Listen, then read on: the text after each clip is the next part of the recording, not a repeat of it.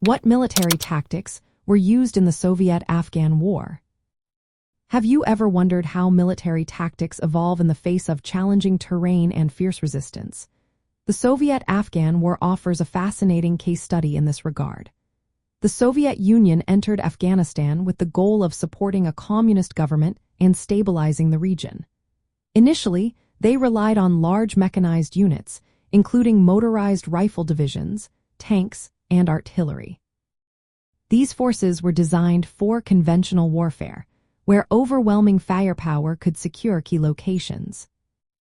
At the onset, the Soviets aimed to take control of major cities and supply routes, especially around Kabul. Their strategy mirrored tactics used in previous interventions, such as the invasion of Czechoslovakia in 1968. However, the rugged Afghan landscape and the guerrilla tactics of the Mujahideen quickly challenged their approach.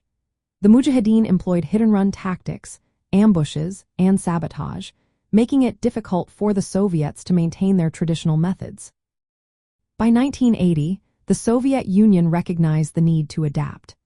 They shifted towards antiguerrilla warfare, reducing heavy artillery and focusing on mobile ground forces and helicopter gunships like the Miles-24. These helicopters provided essential close air support and rapid troop transport, allowing the Soviets to respond more effectively to insurgent movements.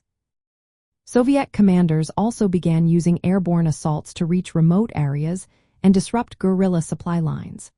They employed forward observers to call in artillery and airstrikes on ambushes and enemy convoys.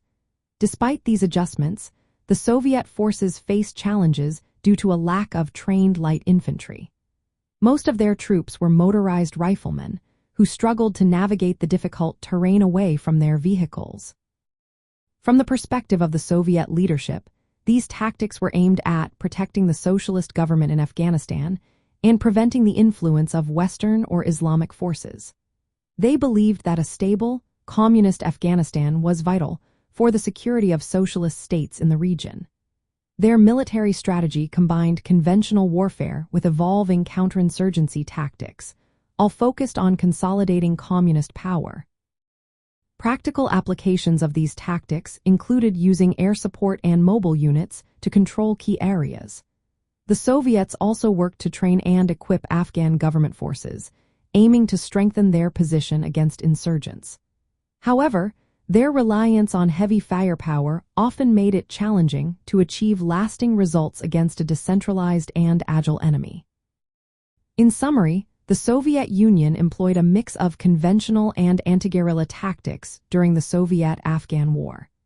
Their military approach evolved as the conflict progressed, driven by the goal of supporting the Afghan communist government and maintaining socialist influence in the region.